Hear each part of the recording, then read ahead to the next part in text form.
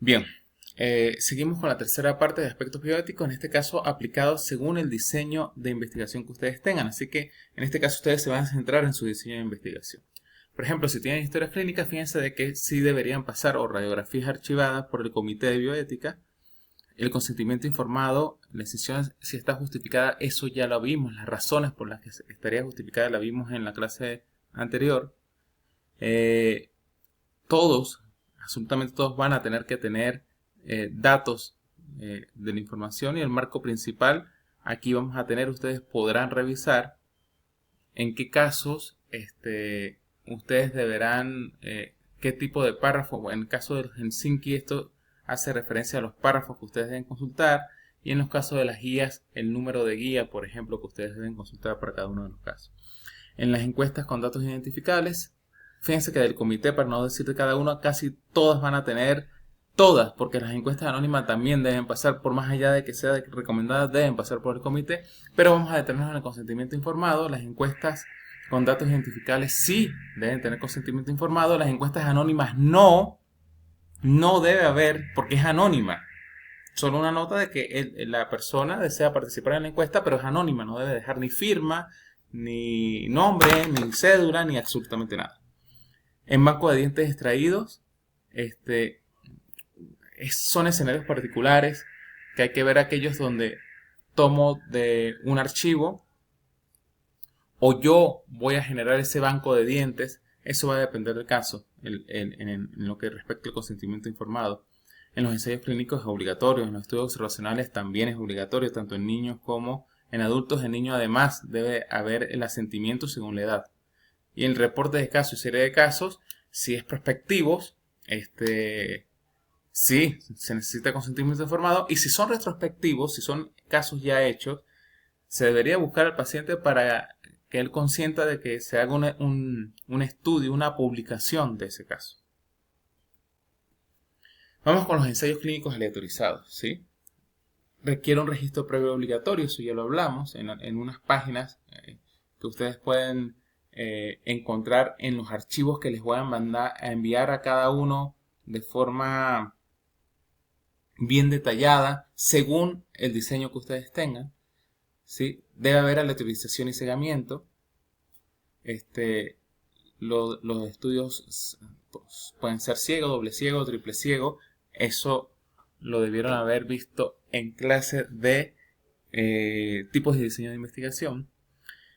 Debe haber una justificación ética en caso de usar un placebo. Hay que tener un monitoreo de los efectos adversos. Debe tener un consentimiento informado bien detallado y completo, que especifique absolutamente todo y que sea entendible para el paciente. Y se debe tener acceso a los post-ensayos. Es decir, que si los resultados fueron positivos, las personas que recibieron el control deberían recibir el tratamiento del cual se hizo el ensayo clínico. En los estudios observacionales en adultos, vamos a poner como un ejemplo los sondajes intraorales. Tenemos que hay requisitos éticos esenciales como la aprobación del comité, el consentimiento informado. Debe haber un evaluador independiente. Si el examinador es el clínico tratante, siempre debe haber un colaborador independiente. Repito, porque es que no es lo mismo que firme el consentimiento informado ante la persona que lo está tratando que ante un colaborador independiente al cual él le puede hacer preguntas sin tanto temor, ¿sí? Debe haber una calibración previa, muchachos. Es muy importante. Debe haber una calibración previa que debe ser adjuntada al protocolo. Si ustedes van a realizar en ensayos clínicos, en estudios observacionales, van a realizar una valoración clínica, debe haber una calibración hecha por el tutor hacia ustedes para que tengan una justificación ética en este caso. Debe existir una codificación de los datos. En todos los casos debe haber codificación de los datos, ¿sí? Un fichero código paciente donde no esté el nombre del paciente, sino que sea por medio de un código. Y todos deben recibir profilaxis, todos deben recibir algún beneficio. Si voy a utilizar un paciente por un estudio observacional, debe tener un beneficio en este caso. Si, por ejemplo, en este que estamos diciendo de sondaje intraoral, al menos debo hacer una profilaxis. Debo determinar los procedimientos y nivel de riesgo de los procedimientos dependiendo de cuál procedimiento esté usando, los niveles de riesgo van a variar, desde un examen intraoral visual que no tiene ningún riesgo hasta un sondaje periodontal que puede tener un malestar leve, un sangrado mínimo transitorio, por ejemplo. Debemos guiarnos por la guía Stolberg para guía de reportes observacionales. Sería muy interesante de que todos los que vayan a hacer estudios observacionales descarguen la guía, la observen para seguir los pasos que ella indica, en especial en estudios transversales. Casi todos ustedes van a tener estudios transversales, creo que no hay ninguno con estudio de corte o casos control. En lo que respecta a estudios observacionales en niños, niñas y adolescentes, sí hay un principio de la guía la número 17 que dice, y es muy importante, fíjense que la negativa del menor a participar o continuar debe respetarse incondicionalmente, aunque el representante haya consentido. El consentimiento informado del representante no invalida el rechazo del menor, y eso lo debemos tener muy en claro todos aquellos que vayan a actuar con menores, ¿ok? Como les dije, siempre tengamos en cuenta los párrafos de Helsinki, las guías de SIOMS, las que ahí se mencionan, los artículos de la LOCNA, por ejemplo, en nuestro caso. Esto ya lo hablamos en la clase 2 de aspectos bioéticos, según los grupos etarios. Fíjense que en todos los grupos etarios de 6 a 17 años debe haber un consentimiento escrito del representante legal. Si es menor de edad, el asentimiento debe ser de diferente forma, en algunos casos mediante una explicación verbal simple, y si el menor llora o hace un ademán físico de que no quiere seguir, hay que respetarlo. Si es mayor de 6 años, hay un asentimiento escrito, en algunos casos con un lenguaje simple, con dibujos, en otro caso muy semejante al adulto, ¿sí? Las escalas de evaluación de conductas se pueden aplicar. Las escalas de Franklin, de Benham, son escalas que ustedes estudiarán en odontopediatría, por ejemplo, y les da un parámetro de cómo están los niños. En el caso de reportes de serie de casos y reportes de casos clínicos, tenemos dos tipos de escenario: cuando es prospectivo, o sea que no se ha hecho y lo voy a hacer, y cuando es retrospectivo, un caso que ya se hizo. Fíjense que en el caso de los prospectivos, cuando voy a hacer un caso clínico, una serie de casos, debe haber un consentimiento informado doble escrito para el tratamiento ya existente, ¿sí? Un tratamiento que se está haciendo en ese momento, y para el uso de ese caso clínico como publicación académica debe ser firmado antes de recolectar los datos. El paciente puede revocar hasta la presentación final, eso debemos tenerlo en cuenta. Y la negativa de él no debe afectar el tratamiento clínico.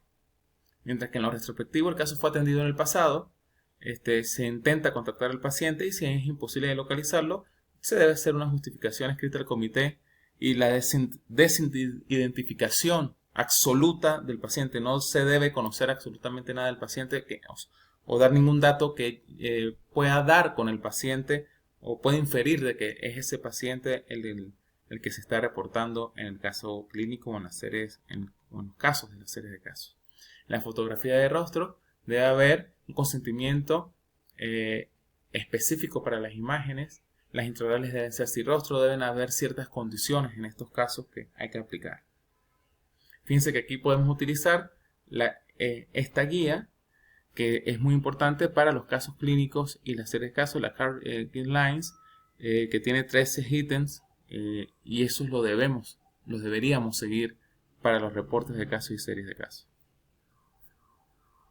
En las encuestas, por un lado, y bancos de dientes extraídos por el otro, primero en las encuestas tenemos dos escenarios: aquellos que tienen datos identificables, ¿sí? Donde debe estar el consentimiento informado, debe ir al comité. Es un consentimiento informado individual escrito con una codificación numérica para que no se pueda identificar a las personas.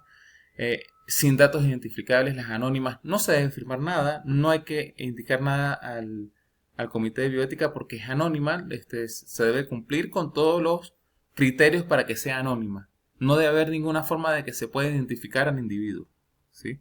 En grupos menores de 15 personas, no publicar tabulaciones cruzadas, porque en grupos menores de 15 personas se puede empezar a inferir quién respondió qué cosa por cierto conocimiento de las personas, al ser un grupo muy pequeño, ¿sí?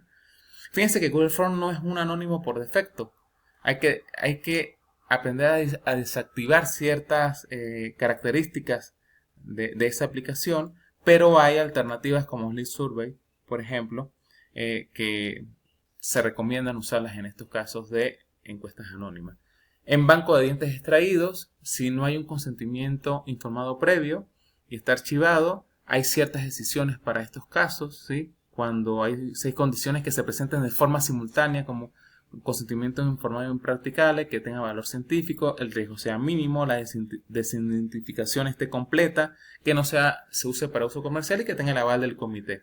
Y si es prospectivo, cuando hay donación activa, debe cumplir con algunos elementos como que el propósito del estudio, el periodo de almacenamiento, el derecho de retiro, de si, por ejemplo, donó un diente y después dice ya no quiero que se use, tiene derecho de retiro, el uso genético, si hay pulpa o ADN, el uso comercial, se debe desactivar todo eso, el destino residual, debe saber qué hacer con el destino residual luego de hacer el estudio con esos dientes, que no debe haber beneficio económico y atención clínica independiente de esos pacientes. En la guía que les voy a facilitar está todo esto, la bioseguridad que hay que aplicar en todos estos tipos de dientes. ¿Ok?